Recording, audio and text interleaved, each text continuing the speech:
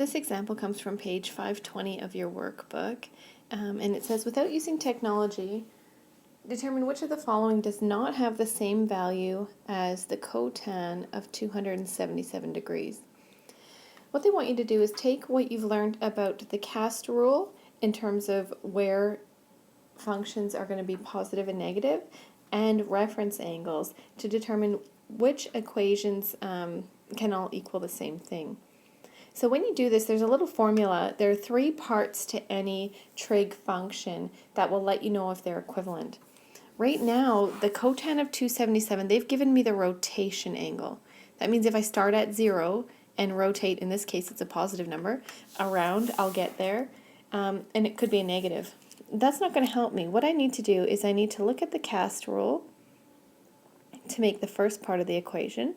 So that'll tell me if my function is positive or negative in the quadrant where it landed. I then need to put my trig function in the middle. And then I need to have my reference angle. I use theta r to mean reference, not rotation angle. Now, I already said the first equation they gave me, cotan of 277 degrees, that's a rotation angle.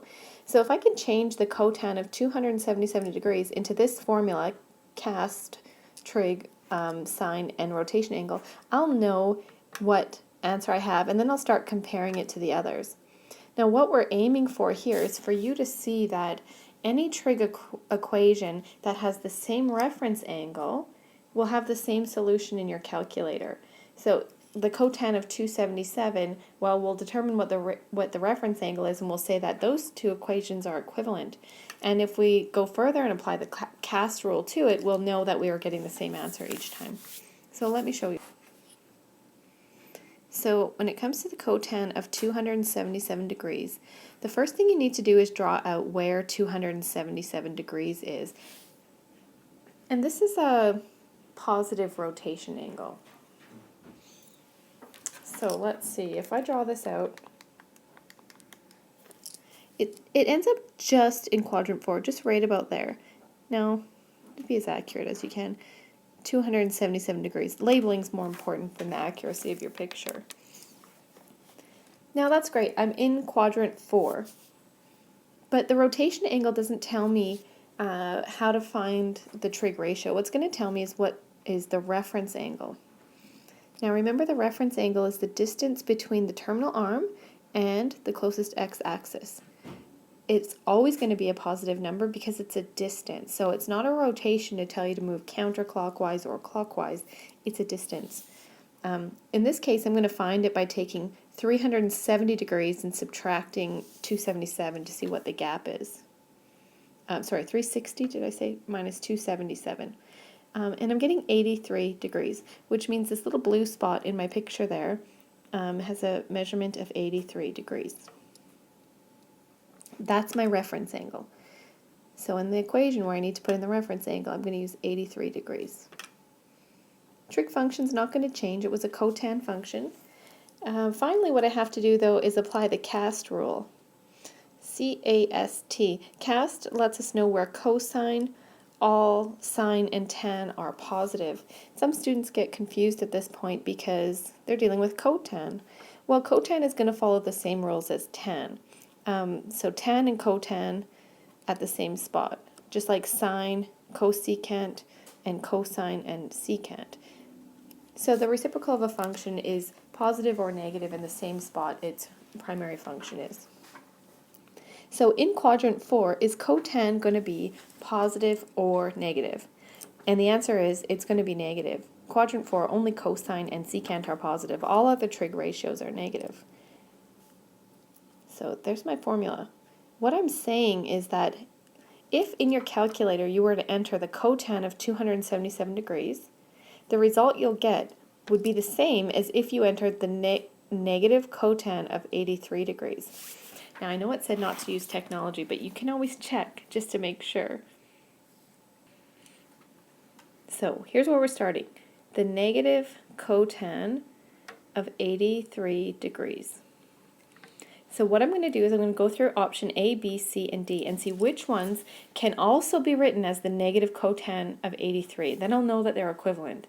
If I'm not able to write them in that exact same order, they're not equivalent.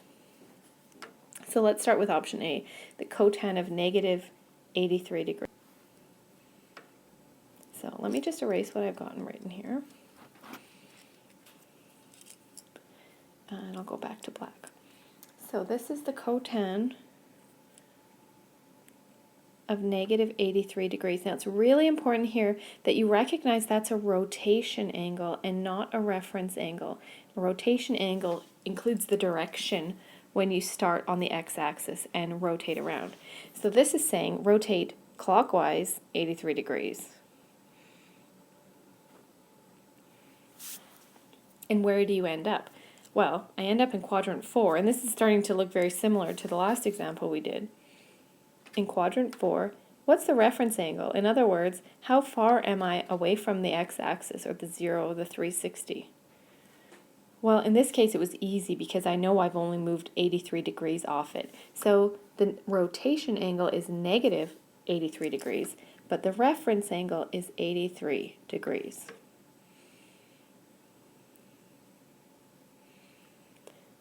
So let's look at cast and determine if in quadrant 4 is cotan positive or negative. Well, we just did this on the last question, so we know in quadrant 4 cotan is negative.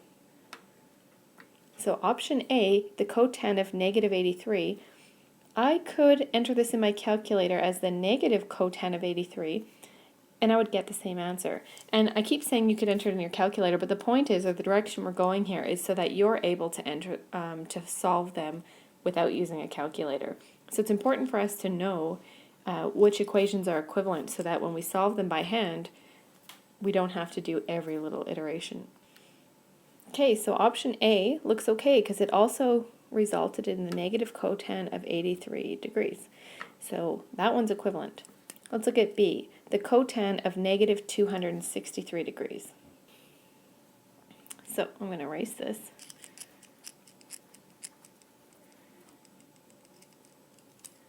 And let's go back to black. The cotan of negative 263 degrees. Always sketch it out. So where does this end up on your picture? It ends up right about here. So when I work backwards, it gets to negative 263. Now, that's not what's most important to me though. What's most important is, what's the reference angle? How far am I off the x-axis? So I just want to know this area in here. So you can get that by taking your 263 rotation and subtracting 180. If you want, that's around the bottom. So 263 minus 180. Other people will add 360 to get the positive rotation angle. It's up to you. Ultimately though, I get 83 degrees. So I am 83 degrees off the x-axis. That's my reference angle. So it looks like we're in good shape. The next thing I need to do is determine, is cotan positive or negative in quadrant 2? And when I do my cast, I realize that only sine and cosecant would be positive there. So this is negative. Negative cotan of 83. So we're in good shape. That one's equal as well. So negative cotan of 83. Let's look at option C. Now this one has the negative sign out in front, so it's not a negative rotation. They're just putting a negative sign out in front of my equation. So negative cotan of 260. Let's erase this.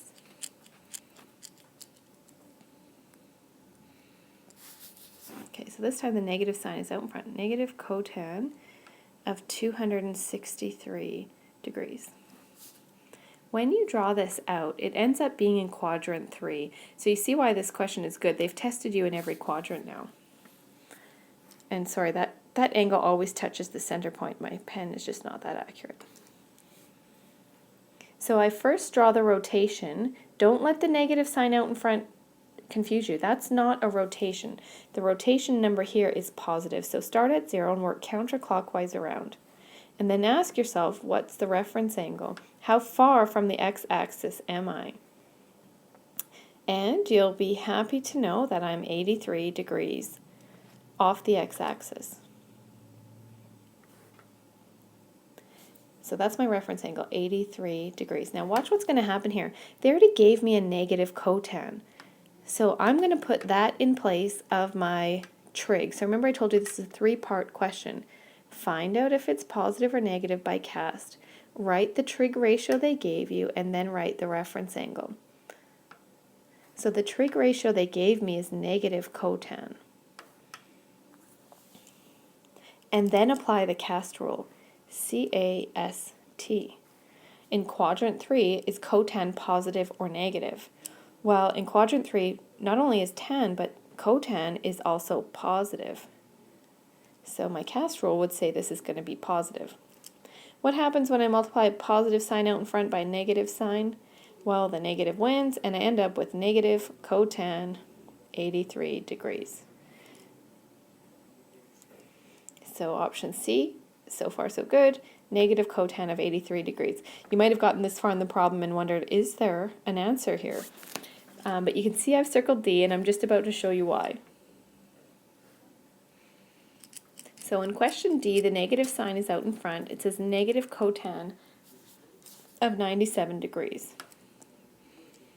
Okay, so negative cotan of 97 degrees. So the first thing you do is you draw on 97 degrees, and that puts you in quadrant 2 just by a hair.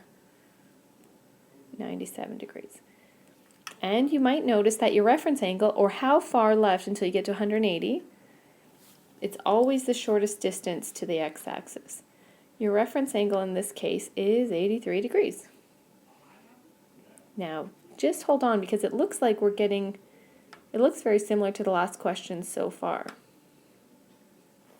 But the final question is going to come out to, is cotan positive or negative in quadrant 2? In this case, CAST, only sine and cosecant are positive in quadrant 2. Oops, I almost made a mistake there. Good catch. I forgot the trig ratio they gave me was already negative. So just like in the last one, trig ratio negative, and then the reference angle at the end. So what I was saying was that cotan will be negative in quadrant 2, so I need a negative sign out there. But what happens when I have a negative sign and another negative sign right together?